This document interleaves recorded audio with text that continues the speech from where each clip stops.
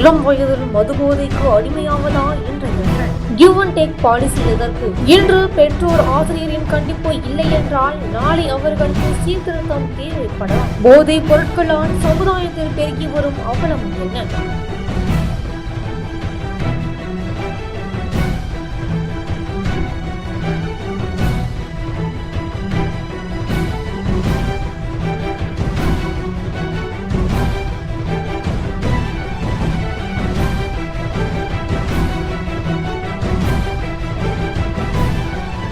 சில தினங்களுக்கு முன் விருதுநகர் மாவட்டத்தில் உள்ள அரசு ஆண்கள் மேல்நிலைப் பள்ளியில் குடிபோதையில் பள்ளிக்கு வந்த மாணவர்கள் ஒன்று சேர்ந்து தங்களை கேள்வி கேட்ட ஆசிரியரை மதுபாட்டிலால் தாக்கியதில் ஆசிரியர் படுகாயமடைந்து உள்ளார். இந்த ஒழுங்கற்ற மாணவர்களின் நடத்தைக்கும் நடந்த அசம்பாவிதத்திற்கும் அடிப்படை காரணம் மது பழக்கம். மிக சகஜமாக மாணவர்கள் மத்தியில் மதுபானம், போதைப் பொருட்கள் புழங்கப்படுகின்றன. பள்ளி கல்லூரி வளாகங்களில், பேருந்து நிலையங்களில் மற்றும் பொது இடங்களில் மாணவர்கள் போதைப் பொருட்கள் புழங்குவதை சராசரி ஒரு நிகழ்வாக மாறி வருகிறது. இத்தகைய சமூக போக்கினை அலட்சியமாக கடந்து போக முடியாது. அப்துல் கலாம் கனவு கண்ட நவீன இளைய தலைமுறையின் தனிமனித ஒழுக்கம், பொதுவெளியில் கடைபிடிக்க வேண்டிய பண்பு மற்றும் ஒவ்வொரு நொடியும் விழிப்புடன் செயல்பட வேண்டிய திடமான மனநிலை என அனைத்தும் கேள்விக்குறியானது. போதையின் ஆட்சியில் பாதையை மறக்கும் மாணவ சமூகமே, நீங்கள் விழித்துக் கொள்ளுங்கள். உங்கள் வளர்ச்சி பாதையை தேடுங்கள். மனிதம் மிக்க, மாண்பு மிக்க தமிழ் சமூகமாக நீங்கள் உருவாக வேண்டும் என்று தமிழக வாழ்வுரிமை கட்சி தலைவர் வேல்முருகன்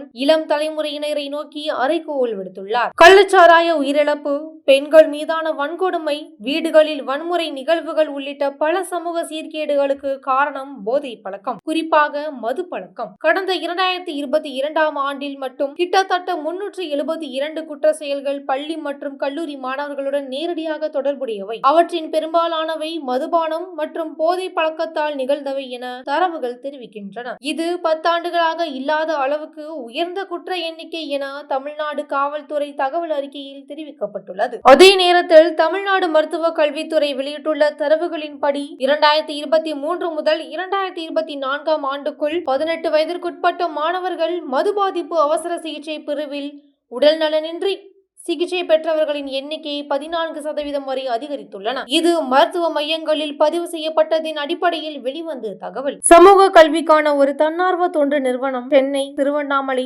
ஊட்டி ஆகிய 3 மாவட்டங்களில் நடத்திய தகவல் ஆய்வில் 8லிருந்து 12ஆம் வகுப்பு மாணவர்களில் 9% பேர் போதைப் பொருள் பழக்கத்தில் ஈடுபட்டுள்ளனர் என தெரிவித்துள்ளனர். மதுபானமும், புகையிலை, கஞ்சா உள்ளிட்ட போதைப் பொருட்களும் அதில் அடக்கம். பற்றாக்குறைக்கு இன்றைக்கு இளைஞர்கள் அதிக நேரம் தங்களை ஸ்மார்ட் போன் எனும் நவீன பெட்டிக்குள் பூட்டி வைத்துக் கொள்கிறார்கள். இணையவழி பொழுதுபோக்கு, ட்ரெண்டிங் சவால்கள், யூடியூப், இன்ஸ்டா போன்றவற்றில் மூழ்கி மயக்கத்தில் தத்தளிக்கிறார்கள். ஒன்று போதையில் இருக்கிறார்கள், இல்லை போனில் இருக்கிறார்கள். இதற்கேற்ப ஊடகமும் சினிமாவும் அதனை மிக வழக்கமான வாழ்க்கை முறையில் ஒன்றாக காட்சிப்படுத்துகிறார்கள். தவறை தவறென்று சுட்டிக்காட்ட நேரமில்லாமல் பிழைக்கும் விளம்பரங்களுக்கு விலையாகிறது இன்றைய தலைமுறையின் எதிர்காலம். பள்ளி கல்லூரி வளாகங்கள் இருக்கும் பகுதியில் 500 மீட்டருக்குள் மதுபான கடைகள் இருக்கக்கூடாது என்ற விதிமுறையை கண்டிப்பாக கடைபிடிக்க வேண்டும். டாஸ்மாக் கடையில் சிறார்களுக்கு மதுபானங்களை கண்டிப்பாக விற்கக்கூடாது. இவ்வாறு 1000 சட்டங்கள் இயற்றலாம், விதிமுறைகள் நடைமுறையில் இருக்கலாம். மாணவ சமூகத்திற்கான ஒழுக்க கல்வி,